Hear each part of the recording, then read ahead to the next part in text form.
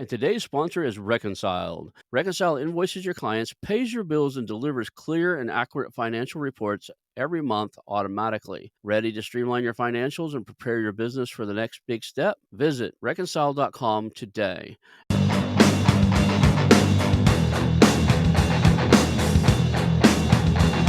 Hello, and welcome to the How to Exit podcast, where we introduce you to a world of small to medium business acquisitions and mergers.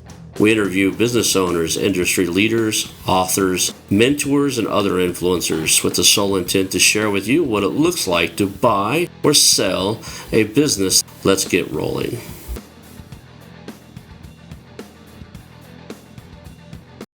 And now a moment for our sponsors. I want to highly recommend you get Acquisition Aficionado magazine. Every month, Acquisition Aficionado magazine brings you tactics for business buying and selling you won't find anywhere else. Learn firsthand from industry leaders who share their success stories, featuring in-depth interviews and stories from leading figures in the business acquisition industry. This multi-platform mobile magazine speaks to acquisition entrepreneurs wherever they are in the journey. And I want you to visit acquisitionaficionado.com today. Hello, and welcome to the How to Exit podcast. Today, I'm here with Patrick Dichter, and he is the owner of Appletree Business Services. I don't know if you like what the title you're using. I should ask that for the show. Is owner, CEO, founder, but you're the man in charge of the show over there. So I think we'll just go with that. All right. So thank you for being here today. We always start off with the origin story. Kind of how did you get started in this? I always joke around, hey, you were born, now you ended up on a show about mergers and acquisitions. Can you fill out the little gap in between? So how did you end up on an M&A show? Yeah, it was a winding road. I went to college, studied business and French, and then I got my MBA and I went down a sales path. So during college, I did door-to-door sales to pay for college. And then I became a sales manager at a digital marketing startup. Did that for 7 years, serving small business and loved that. And then I spent 3 years doing small business coaching and consulting. And all these new clients that would come in for consulting had terrible books and we couldn't really do anything until we understood their numbers. And so we'd refer them out. They'd get good bookkeeping and it was transformational. And I started to hear about people that buy small businesses. And I was like, what if I buy an accounting firm instead of referring all this work out? And that's what I did. So I went and looked for an accounting firm to buy and I bought Appletree about 18 months ago. So I closed at the end of 2021 and have done a couple other tuck-ins since then.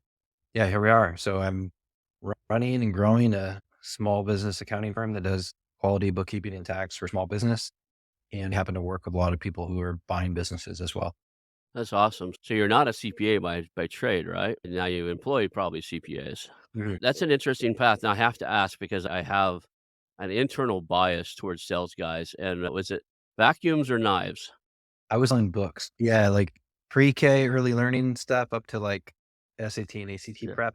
The main product was like almost like a modern encyclopedia that helped kids save time with homework.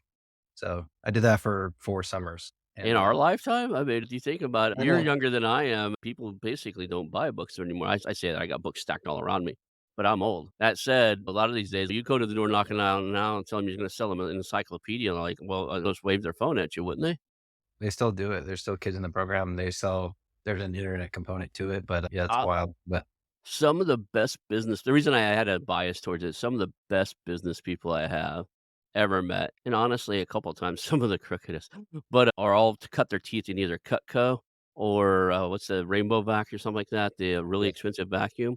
So you're safe. You were doing books. There's a 50-50 chance inside of there, but and usually they're really good at sales. That is a tough gig. Matter of fact, I used to play poker a lot, and I had a small business that was going one day, and I was sitting there playing poker in a tournament, and this guy brought this kid over. He bought this kid's way into the tournament, and the kid sat beside me, and his boss sat behind him the whole time. And I was like, "What do you do?" And he goes, "Well, I'm a sales guy." I was like, "Is that your boss?" He's like, "Yeah," because usually boyfriend and girlfriend who sweats you is a person, they call it a sweater, somebody that sits yeah, right behind you. It's like, why yeah. is this is California, but I was thinking, "Why is this dude sitting over your shoulder?" He goes, "That's my boss, man. He backs me and everything. I'm his top sales guy." I'm like, "What do you sell?" And he's like, "Knives." And then I cut code, and he's like, "Yeah." We're chatting, we're playing cards, of course, and I'm pretty good at playing cards. Like, before I knock this kid out, I wanna find something out. Like, "You doing 5 figures a year now?" He goes, "I'm doing high 6 figures a year, like, commission-wise." I was like, "Cool, you want a better job?" And his boss was sitting there like, "That's why I'm sitting here. You leave him alone." He's running me off.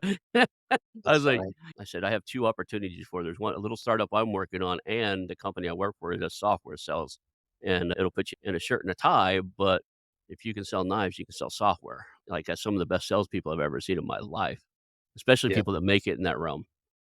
Yeah, it's so hard, and it definitely prepared me for buying a small business because Yeah, you learn to control your attitude and control what you can, mhm. and You learn it's a numbers game, you gotta go out and talk to people, you gotta make those relationships, you gotta build that rapport and collect the no's, like they say that some of the books out there go for no. That's just part of the process. You can't be a canvassing salesman, a door-to-door sales guy of any product that's successful and not have the thick skin it takes to be in business, right? They lose those guys in the first 30 days. Kudos to you that you actually made it in that realm for a while. Let's go to the next thing. What was the first acquisition? You bought Appletree Business Services. What was the in the sales world, the sales cycle like? How long did it take from the time you met them to the time it took to close it? so I'll give you a longer answer. I ended up doing my own proprietary outreach because there's brokers in the accounting space, and they just wouldn't interact with me because I'm not a CPA. As Mhm. much as I tried to sell my experience and my MBA, they were just like, "Oh, you're not a CPA?" Like, no. So I ended up doing my own cold email outreach and created my own campaign. So my first email to Steve, the seller, was probably in September, and we closed December 31st. So 4 or 5 months of talking and negotiations and That's getting to pretty close. fast. Yeah. Not super fast, but it's not I don't think you'd closed any faster with a broker or somebody else involved. Everybody's like, "Yeah, you can close within 30 days." No, I've never seen that. I mean, I've interviewed over 170 people to this point. If you really get to the truth of it, it takes 180 days on average to get something done, especially if you start involving things like SBA loans and stuff. Can you give me a scale-wise? You don't have to give me the exact number. I know a lot of that stuff's proprietary, and I didn't get permission beforehand to ask you, like, how big the company was. Was it 6 figures, 7 figures? Can you give me that range or Sure. The year prior, it was 1.2 million in revenue and 330,000 of STE. a lot of the we were talking about this before the show, a lot of these advisors tell you that's too small. What do you think Right. about that? I think that can be a good rule of thumb for a lot of people. I knew that I was buying small, and I was okay with that. And the reason I was okay with that is because I knew that I could, or I was confident that I could grow it. And there's not many good accounting firms that come up for sale. So you kind of have to play ball with what's there, right? So Mhm. most of the accounting firms that are six, 700, a million of SDE or even EBITDA, they don't sell because they're great businesses. Or if they do sell, they're selling to PE for 6 to 8 times, and you'll never be able to compete. So I was betting on the fact that I'd be able to grow it. Okay. And then you did 2 follow-on acquisitions after that? Mhm. Were they about the same size, much smaller, or somewhere in the middle? Yeah, smaller. So did another one like maybe 6 months later that was much smaller, and then did a third one that was like two-thirds that size a couple months after that. So now you've got them all combined underneath a single brand. What was integration like? Integration sucks. The second one was a very similar style firm. So Mhm. he was actually in our association. So like very similar tech stack and pricing and like just whole model. So that one was like kind of a slightly different tech, slightly different client. Actually having to like onboard every single client again, get acquainted, build their trust. So I'm grateful that I did those, and it definitely catapulted us forward. But I have a little bit of PTSD on integration and acquisition. So if you're going to do additional ones, you just know that, right? So now my mindset is kind of flipped where I'm very, very picky about if I were to do any more acquisitions, it has to be a total bullseye fit in terms of like similar style firms, similar tech stack. Otherwise, I wouldn't touch it. Well, and in your world, like in my world of tech stack is different between like I buy media assets and newsletters and stuff like that. If somebody's using Ghost and I'm using Beehive and another person is using like I have some still on Substack, that's not hard to move because I'm not moving. My clients never see it technically, right? Yeah. They might see it if they happen to have bookmarked the URL that's not masked. Like I have my own domains attached to these things, but if they happen to click on something in Substack, they see the Substack, but it's very, very low impact. When you have a different tech stack inside of the CPA firms, the interaction with the clients change, right? Everything changes because It's they're clients, it's staff, it's procedures, and they're all intertwined, right? yeah, You take two different CPA firms, they could both serve a plumber, And there's bookkeeping software, there's tax software, there's practice management software.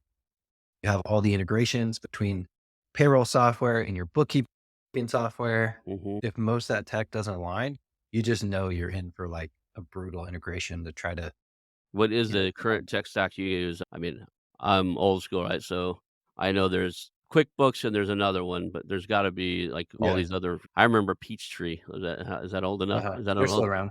Oh, they're still So around? Okay. we're probably 80% QuickBooks Online for bookkeeping. We have 20% they're on Zero. Mhm. Our tax software is UltraTax. Most of our payroll is on Gusto now. Our practice management tool, which is kind of like an ERP for accounting, is Canopy. So those are the big ones. I probably have 20 other SaaS subscriptions that I use, but if somebody was Wow. talking like main tech stack, those are the main ones. That's really eye-opening because I kind of expected you were talking the difference between QuickBooks and Xero, right? Or I didn't realize there were a whole mixture of these different applications I had. So that makes it a lot more complex because you see a good firm out there and they happen to be using QuickBooks like you on 80% of their stuff, but every other piece of the alignment are missing. It's not like you're trying to match the core technology to another acquisition. You got a whole jigsaw puzzle put together that Totally. works for you, and you got to Yep. figure out everybody, who out there has my jigsaw puzzle that's fairly close to Yes. this, right? It's Yes. okay if one of the small minor pieces is moved around a little bit, but you don't want to try to realign 10 of the 18 pieces you got going on, 10 of the 20 pieces. Correct. It's funny is I didn't know that about accounting firms. I always just kinda assumed I'm still one of those business owners, I send everything away and expect it to get done and come back, right?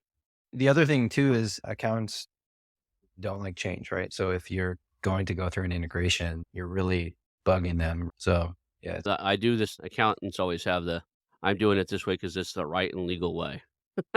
Well, okay, well, there's a lot of different that's one thing I know about accounting, like, after reviewing books after books after books for or financials after financials after financials for all these small businesses that I've been looking at. I take them back to a friend who's a forensic CPA who's retired, and in the beginning, I would think, "Okay, what's wrong with this one? It doesn't look like any of the others." And, like, I have a master's degree too, and my accounting experiences, they made me take 2 accounting classes in my undergrad and one of my undergrad degrees, and they made me take 2 in my MBA.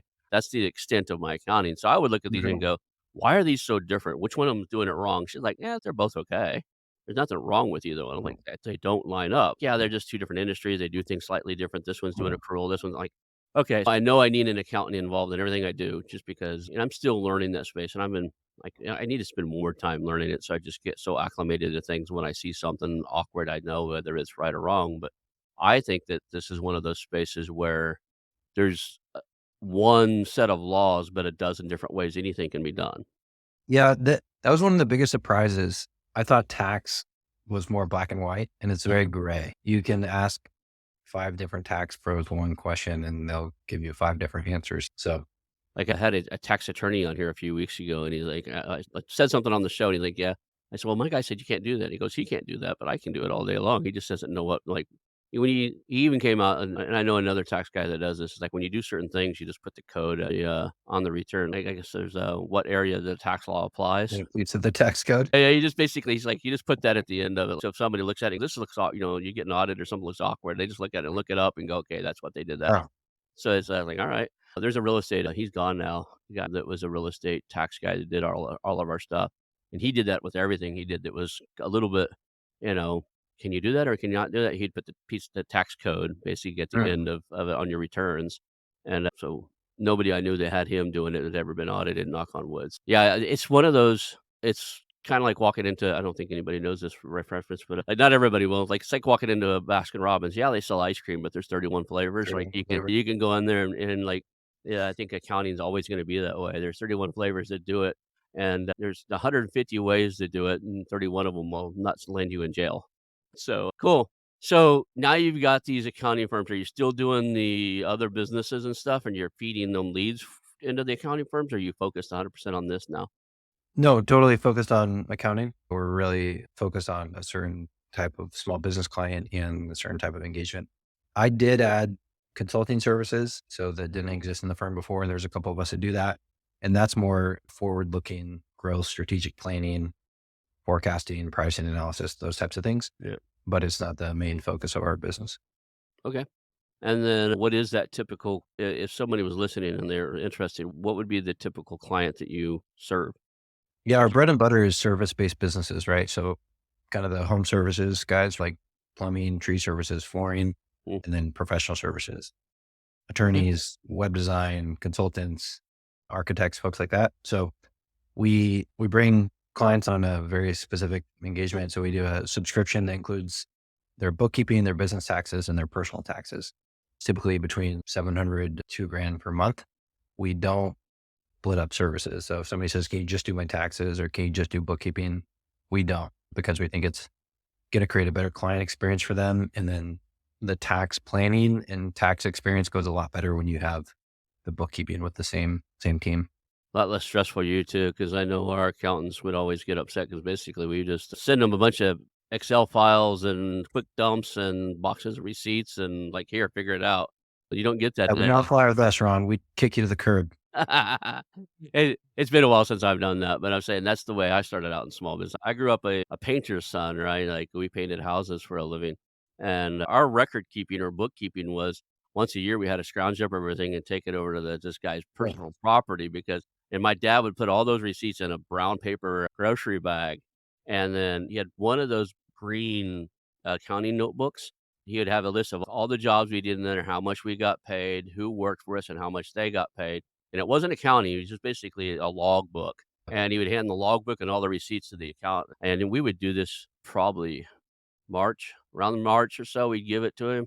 So he only had 2 or 3 weeks before, like, his personal the taxes needed to be turned in, and he's brutal. like, "You gotta start giving me this stuff earlier." So, like, "Give it to us quarterly," and my dad would just always like, "Oh, I forgot." So this guy both loved us and hated us because he would charge my dad more than he would charge his other clients, but it had to be, like, he had a business partner. I bet that they worked out of the back of a big, huge house they lived in, and I bet you there's a big conference table in there. I just had this vision of them going back there and laying receipts all over that conference table and sorting things by date and shaking their head and drinking their scotch that they used to drink and, like, cussing us the whole time they were doing their taxes. That was in the '90s. It's a different world now. Cool. So what is your outreach method now? How do you like a lot of people we talk about growing through acquisition. You've done that right now. Now you're in this solidify stage, what I call a solidify stage. You've Mm, made 3 acquisitions, you want to grow them and kind of get them congealed better to work together. So you're going to do some organic growth, some marketing, have them work together under a single platform. And even I honestly think you'll come back to buying businesses. It's in your blood now, but not until I always joke around. It's kind of like a woman when she has a baby. Like, you ask her the day after the baby's born if she wants to have another, she's like, "Oh, no." By the right. time that baby finished breastfeeding, she's like, "Okay, I'm ready." Like, "Oh, Yeah. I want another baby." I think, like, acquisition entrepreneurs the same way You over might be there. right. I might have baby fever after next tax season. So, but what's the plan right now? What do you use currently for your growth? Coming through inbound leads right now. So people that find us online through our marketing. And I was doing sales for, I don't know, the first 15 months. Recently hired somebody to take over sales from me. And that's been it, is really like working the inbound leads that come in. Haven't started doing outbound yet, just because it's been kind of the growth that we're looking for so far. I tell you, when I look for a sales guy, I do my first search of the resume, my Cutco, Rainbow, but I actually look for those and see if anybody's gotten there, like because it's usually old long and I don't want them just coming out of there, but if that's in the background of who kinda cut their teeth on sales, I usually got a pretty good instance, and the second thing I'll do, and I'm curious if you do the same thing, is I ask them what's the most they've ever made. There's a self-limiting factor for most salespeople. They'll get right back up to that fairly quick. So if you talk to a Mhm. sales guy and I go, "Hey, Patrick, what's the most you've ever made as a sales rep?" And you go, "150. I've hit 150 at my last company, 150 at the first." I know within the first 18 months at my company, you're gonna be at the 150 sales range because Mhm. you know how to get there. You've done it before. You've got that taste. That's your lifestyle. But also, that's the point where 90% of the sales reps are gonna start slacking off and not going for 200, $300,000, and Right. that's their comfort zone, and they're gonna get there Yes. as fast as possible. It's Do you kind of like find the same thing? it's kind of like the law of the lid that Maxwell would talk about. Yeah, it's definitely when I was hiring sales reps for 7 years, I was leading sales teams and hiring sales reps. And yeah, you definitely have to find the right mix with the comp plan of like enough to like help them meet some of their needs, but they need to stay hungry. And you definitely had to feel out like, okay, is this person coming from making 80K in their previous role or making 30 or making 150? And where is that line going to cross where they could get back to that or maybe make more money with us. Yeah. Mhm. But yeah, I think more often than not, if they've been in sales for a while, that water is gonna find its level again. Yeah. Yeah, I think so. Okay. What's the lessons learned? Like before the show, and you kind of indicated a little bit now that you're not interested in anymore. You're not excited about doing additional tuck-ins right now. Is it just integration, or because it? Go Well, ahead. it's also we're growing well organically, right? Hmm. So if we were to go look at accounting firms for sale right now, you might find one that's 60, 70, 80 grand a month in monthly recurring revenue. We're growing organically by like 5 or 6K a month.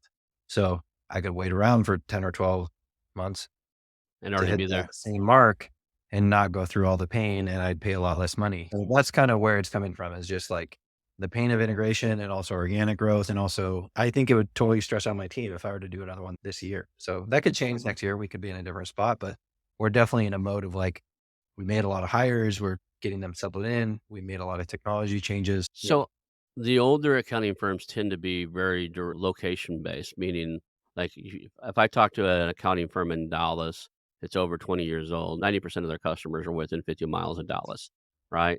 That's not true anymore with some of the newer ones with all the online.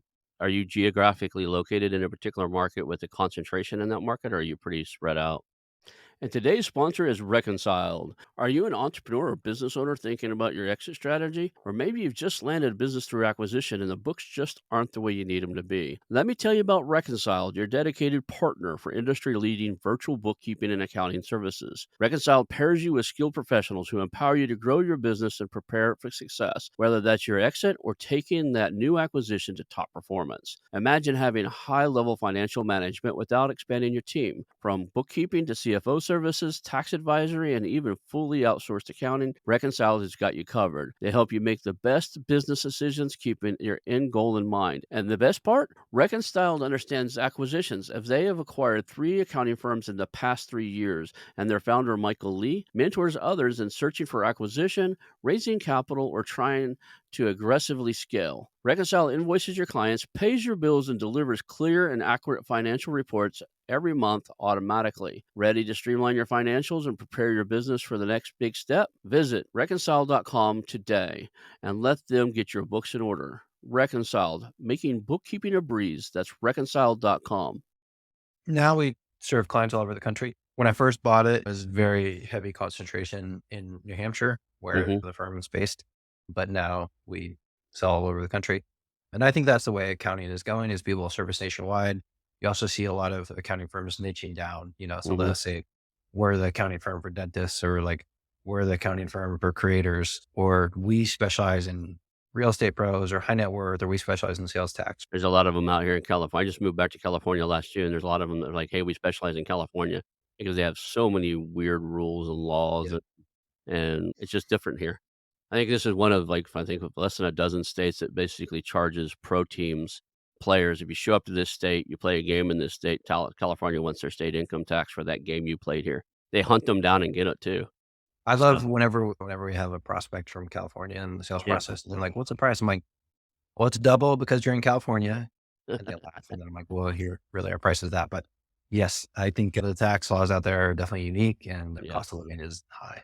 I'm here for family reasons. Otherwise, it's not a great place to have a small business. So let's go forward in the kind of the like, what mistakes did you make in your acquisitions, and what do you think other searchers are making mistakes on right now? So pre-close, I think a common mistake that I see a lot of searchers make is they overanalyze something when they just have this in. So Hmm. one thing I tell every searcher that I'm talking to is, if anything looks halfway interesting, go for a seller call as fast as you can. Cause you picture the typical searcher. He's like, I found this commercial flooring company. It's got really good EBITDA. And then they'll go spend 2 weeks looking at all the macroeconomic blah, blah, blah, blah, blah about flooring. And it's like, dude, just get on a call with that seller, because so many things happen right away. Like, you'll know, do I feel some sort of like rapport and trust with this person? It's Hmm. also, if it's a broker deal, you have to move fast because broker deals go faster, and you have to get them to like you, because they're going to have 20 other people from the broker barking up their tree. And a lot of these deals are competitive. I also think you'll find deals that on paper you might have thought were like an 8 out of 10, and then you get on a seller call, you're like, nah, that's a 4 out of 10. or the vice versa. So you could find something and be like, wow, this was not marketed well, or that wasn't described well by the broker. And this is actually like a decent deal. So I think that's one big mistake that I see a lot of searchers make is they act like they're already in due diligence before they've ever talked to the seller. And it's like, no, just get the first call. You'll get a gut feel. You get a lot of sense for like, why are they really selling? Do I trust what's in the sim? And then you can move to the next step and get into LOI and then do the rest of your due diligence, et cetera. So I think that's one big mistake that a lot of searchers make. Yeah, I think one of the things you hit on before the show and we talked about is like the searchers being told they should go straight to the top of the SBA range, right? Don't buy anything under a $5 million SBA. You're wanting to get $1 million EBITDA if you can, or as close to it as you can. And there's a sweet spot underneath that that actually has, especially if you're good at sales and marketing or marketing and sales.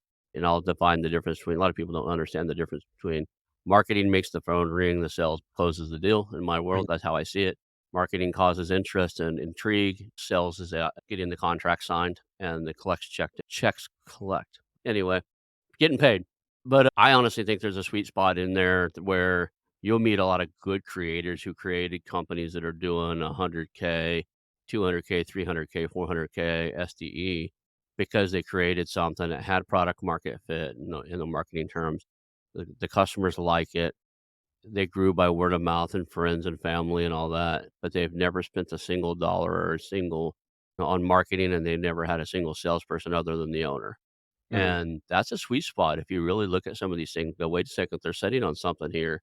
And they're sitting on a big pile of timber that's smoldering and nobody's thrown any gasoline on it ever. Yep, I agree. There's a lot of like the Harvard book says like don't buy anything under 750K of EBITDA. And a lot of people will say that. But I think in that like 3 to 700K, there's a lot of opportunity because the multiples aren't as high. There's less people looking at them. Mhm. And yeah, once you get your first deal, more will come to you. So you could buy more later. And there's often a case where the owner is burnt out or tired. And if you come in there with energy and marketing and some people management, you can grow that business that might have had less people looking at it. So, what made the just remind me real quick, what made the shift? You were working for others and now you're out on your own, right? Mhm. What made that shift where like, "Okay, I'm ready to do this?" Because a lot of people are listening right now, and they're like they're holding on to their day job. They're really listening to this. They may have listened to a dozen shows by now. They know they're gonna do it at some point, but there's a catalyst. Something makes a shift at some point where like, "Okay, now's the right time." What was that point for you? I think I've always had a little bit of an entrepreneurial itch, but I didn't know what it was going to be. And then a couple things happened. That marketing startup that I was at, Mm, I poured my soul into that and I just felt like I didn't have much left, right? Like I mhm. was making decent money, but there were stock options that I would lose if I left the firm. And my sales org was like growing 50% year over year in production and my income was flat. And I tried to renegotiate my sales comp with the founders and they were just like, nope, it's not going to change. And I was like, I'm out of here. So then I go to this consulting firm, work really hard. I'm helping my clients make a ton of more money. I have the opportunity to make partner. And then when I look at like, what does it actually look like to make partner? I was like, it doesn't seem like that much upside, you know? Mhm. And I think to go for an acquisition, you have to have a little bit of a chip on your shoulder, a little bit of crazy. And I was like, I'm tired of not feeling like I'm getting all this upside, right? Like I've worked so hard since 8th grade to what I do what I think were the right things, get the good grades and do well in sports and get into the school and do all these jobs. And then I just felt like I had very little to show for it for our family. And I was like, fuck this. I'm going to go bet on myself. And it was like, that was really the feeling is like, I'm tired of feeling like I pour so much into it and I have like very little to show for it. So I led me to go for it. No, I like it. I've interviewed so many people, and it's usually one of 2 things, like, it's the story of like me, I've been an entrepreneur all my life, I make a horrible employee. I'm really good at solving problems and fixing things, so if you look at my employment record, I usually work for companies 1 or 2 years, and then once everything's running really well and they're having less outages and things are not broken anymore, I get bored and tell the ownership what I think about them, and then they ask me to leave or I leave just because I find something better, so I'm not a great employee. Yeah. I So think you have to recognize that and have the self awareness, right? Like, am I a good employee or am I not? And I think for me, like I was an excellent employee, but it was just like, it was a self awareness of like, okay, if I really want to build wealth, like that's just not going to help me build the type of wealth that I want. I didn't grow up with money. I have 3 young kids, my wife works, and I was like, "No, I'm gonna take a bigger swing here." But yeah, when my father passed away of cancer, he actually he gave me a ring that this company had given to him for working at that company for 25 years. He says, "I worked for this company." And I said this at his funeral too and kind of ticked off the owner. But I said, "Dad handed me that ring and said, 'Look, I barely got a high school education.' I think he dropped out in 10th grade. He said, 'I felt like I was stuck working for the same company.' He worked there for 44 years. And he said, I feel like I could go anywhere to go." He says, "Life's too short. Don't do anything you hate doing." Like, I worked at the same company at 25 years. They gave me this, like, this cheap gold ring, and he gave me the ring, Mm. which I held up at a funeral and didn't realize the owners of the club were there. I mean, the owner of the paint factory were there, and I was like, it made up my mind. I'm getting out of IT. I hate IT, and I'm not gonna spend another day doing something I hate. I'm gonna go find something I enjoy because I was an Got it. employee at IT companies at that point. But entrepreneurs are either one. I think there are 2 different kinds, like I said, the kinds that were just entrepreneurs all their lives, and the kinds like, "Hey, I'm done with this. I gotta go do my own thing."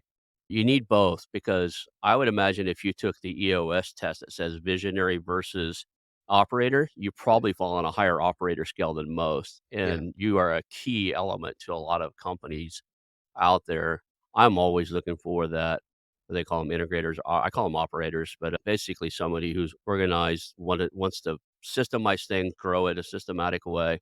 You need those people. They're the grounding stones to guys like me who are looking for the next problem to solve, Right. and they call them visionaries. I hate that word. It puts me on a pedestal. I don't call myself a visionary, but I like solving problems. What happens if you're the problem solver? If you brand yourself as I'm the problem solver, what does everybody bring you? What do you Problems. always have plenty of? Problems, right? So you Yeah. don't wanna be that guy, and I've had that problem with a lot of companies I had a real estate investment firm that I own, and it was the hardest one to do in any industry. We Mm. negotiated short sales and did investor-backed short sales. Y There's not a more complex way to It's do real messy. estate. That said, I had buddies of mine that were going out, and they'd take us 18 months to negotiate a deal, and we'd have 50 or 60 of those in negotiations at any given time. But, there were buddies out there, he goes, "I flipped 3 deals this week." And, like, in the time that you took to Crazy. like, you had to negotiate buying a house for 6 months from a bank or 18 months from a bank, fighting with them and sending them documents and negotiating with them. They went out and bought one and finished it and sold it already. They'd already done everything. So, not all the time is the most complex way the most important. That's why I like that you're kind of putting the brakes on the growth by acquisition. That's one of the complex ways to go. Yeah. Yeah, I think in most businesses, like, you're fixing marketing and sales, and then it works, and then your ops breaks, and then you Right. fix ops. You're like, "Okay, now we have capacity. Let's go back and crank on marketing and sales." I think a mistake is not realizing that you need to oscillate between the 2. So, yeah, we're at a point where we're gonna slow down on growth for this calendar year and tighten up our people and processes, and then maybe we'll be in a different spot next year. So we'll see. What does the end game look like? Is this something you're gonna run until retirement? You're gonna build it up till you can get your 6x from the, PE firms, or is that something you're uncomfortable saying because your employees might hear it? I didn't even think about that before I asked it. No, it's fine. Yeah, I've got, I don't know, PE firms and strategics, like, barking on my tree now, but no, my plan is to hold it, and the original game plan, we'll see, but my midterm goal is to get it up to 5,000,000 within 5 years, Mhm. top line revenue, and then hold it, and then start buying other types of small businesses.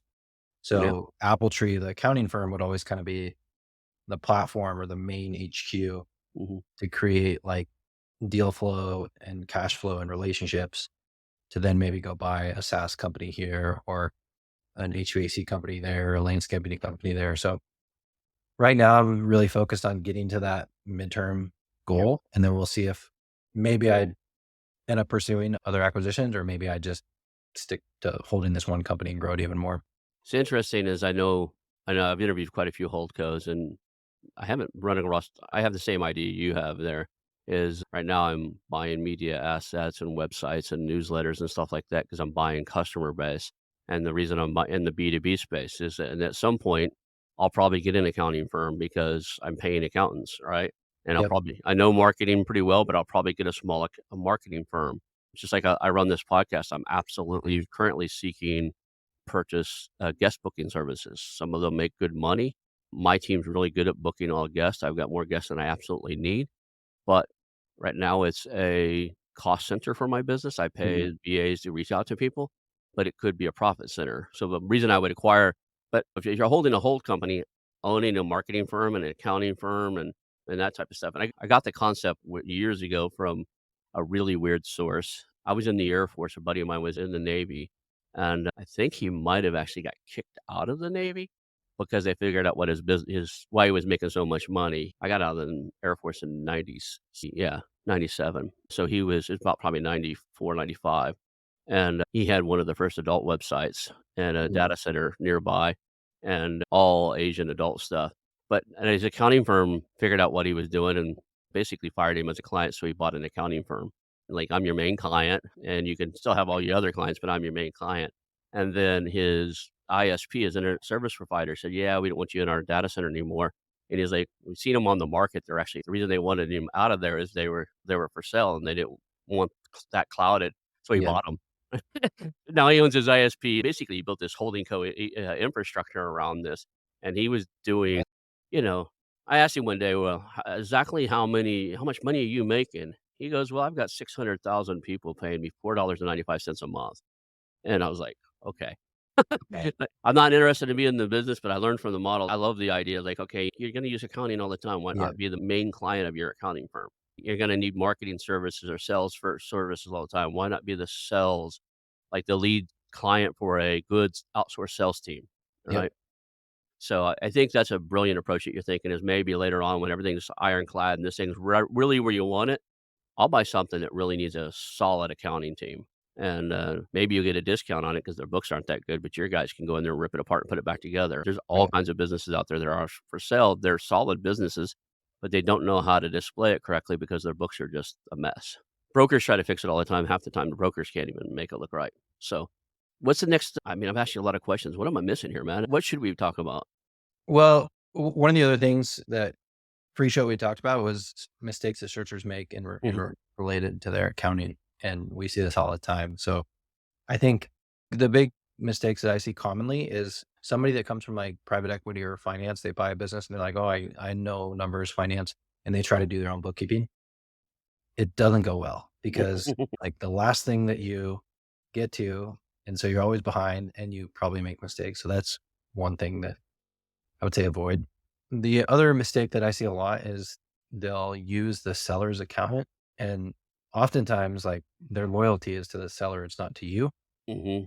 and they're probably not, like, a modern accounting firm. So, just recently, a guy bought a printing company, and I told him that, and he's 5 months in, he's like, "You were right. I used the seller's accountant, and I'm getting, like, terrible service, and nothing's up to date." And then the last mistake that I see is they try to just hire bookkeeping when they've bought a business. But when you do that acquisition, more often than not, it's an asset sale, right? So you can do asset or stock sale. But when you do an asset sale, you have to take the purchase agreement and stand up your balance sheet properly. And that takes like a CPA or a really good accountant to do that. And then your bookkeeping flows from there. Mhm. And a lot of people don't do that. So their balance sheet is just wrong for the first year or their first tax return just goes terribly. So the way we like to do it when we work with searchers, we start talking to them when they're under LOI, scope it out, and then we have an onboarding call with them like 3 or 4 days before they close so that their operating account is already connected to QuickBooks Online. It's one less thing to worry about. And then you go ahead and close, we stand up the balance sheet. And then from day one, you get good, clean financials. So you can see what's my margin looking like? What's my debt service coverage looking like? Can I take money out? Can I buy additional acquisitions? And it's one less thing that they have to worry about versus trying to do their own bookkeeping that they usually don't do well. Right.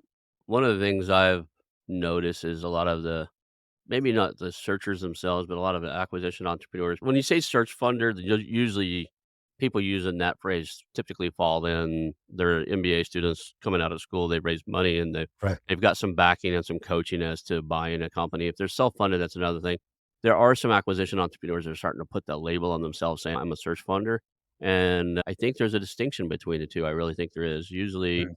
in my world, the acquisition entrepreneurs come from the world, hey, we've run businesses before like me, I'm getting a little old, a little tired, and I don't think I wanna try 10 new ideas and see which ones stick like I used to do when I was young, 'cause, not most startups don't work. So now I'm looking for things like what's already working or it's already churning cash out that I could acquire or invest in that would benefit me and my family. So, on the flip side of that, not everybody should start a business, and not everybody should acquire a business, but the acquisition entrepreneurs I don't think very many of them have a good financial background, right? You're in sales, you're in marketing. I'm not a CPA, right? Probably understand accounting. I've looked at so many balance sheets and stuff, probably understand accounting more than a lot of people, but I wouldn't dare try to, like when you say stand up the balance sheet, I'm 100% sure I'd get it wrong. I'm Yeah, 100% sure, right? Because I didn't even know what you're talking about. If somebody told me, like, produce a balance sheet, I would pull up the one in QuickBooks, or I'd pull up the one in some Google template right. or Excel template and start trying to fill in the blanks. What does it say it needs to go there? Okay, the template says this goes there, and that's not necessarily always true, right? Right. Probably wrong. Yeah. You'd probably do it wrong and spend 10 hours on it when you could have spent those 10 hours, like, working with your team. Or looking for my next acquisition because I do small ones. Where do you see, like, other than the initial setup, do you think that is it something they should outsource totally and just have an accounting outsource team? Or do you think this is something that it just needs to be set up right, guidelines followed? Do you guys do anything like a lot of No. these companies? No, You no, don't no, do the like, okay, no, we'll bring you up to speed. That's what I was going to ask because no. a lot of times you buy these smaller companies, they have an internal bookkeeper, accountant. Some of them even have. I haven't seen too many with a CPA unless they're doing $1 million in EBITDA. But sometimes you get people that have trained accountants in Okay, on staff. that can make sense, right? Yeah, Yeah, when you get over, I don't know, 5, 10 million in revenue, you could mm, have an in-house staff accountant. yeah. But to do your own bookkeeping, I still think that you're gonna shoot yourself in the foot and do things wrong versus having a outsourced professional company do it. I think there's something to be said about competing interests and cognitive bias too. If I work for you, if somebody works directly for me on a day-to-day basis and I say, "Hey, I need to go buy this," my internal staff accountant is probably going to figure out a way to try to make it happen because Yep. he's employed by me. I reach out to an outsourced guy like you and says, "Hey, I need to make a major purchase in the next 2 months. My books don't look like I can do that. How can we move things around and make more cash?" You're more likely to be able to tell me to go, "Yeah, that's a bad idea," or your team's gonna go, "Yeah, it's not 2 months, it's 8 months," or "Go get some more sales," or something other than, "Hey, let me move some numbers around and see what we can do." And I've heard that in businesses I've owned and businesses I've worked for, where the CEO would stand up and go, "Hey, we need to make these 5 purchases. It's not in the budget." And the comptroller and the other people go, "Give me a little bit and let me work on this." And they go back and Mhm. try to figure it out. Are they trying to keep their job or is it legitimately Right. I like to call it save my butt type of accounting done if they're in-house. So I can see this I can see the purpose for going outsourced. Mhm. When is it I mean, the other side of it is that finances a lot of people don't get this one either though. I'll do the contrarian of you on this. Finances are absolutely core of my business. By outsourcing them, do I lose control of some portion of my finances? I'm putting if I don't know my numbers inside and out and have team on staff that know my numbers inside and out, and something happens to you or your business, you get hit by a bus, where does that leave me in my business? Yep. It's a fair argument. I think if you look at a marketing agency that's doing 2 million in revenue, or a painting company that's doing 3 million in revenue, or Mhm. a kitchen cabinetry company doing 1 million in revenue, right? They could outsource to us and we'd handle all their bookkeeping and tax for between 700 to 2,000 per month.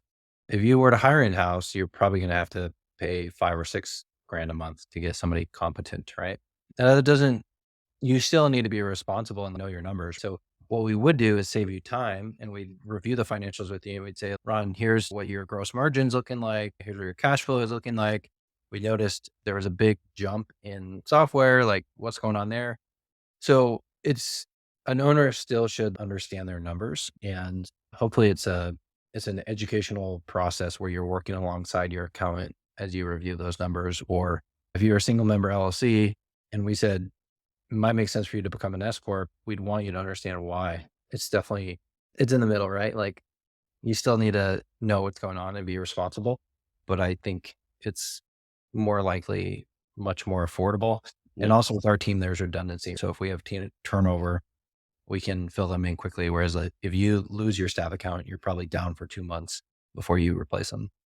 Yeah, it's the thing that comes in my mind is, like, there's a bunch of romantic comedy sitcoms that were stifled out of a, "Hey, I was a millionaire, billionaire, and then my accountant ran off my money, and now I have this, little thing going over here." What was that one that was Blue Moon? Like, there was their marketing agency or whatever, but, like, the same thing, like, there's a story of the accountant messing things up and destroying the business or the accountant's messing things up, so there's some fear of turning loose when you're talking about totally outsourcing something or giving somebody so much control over your finances.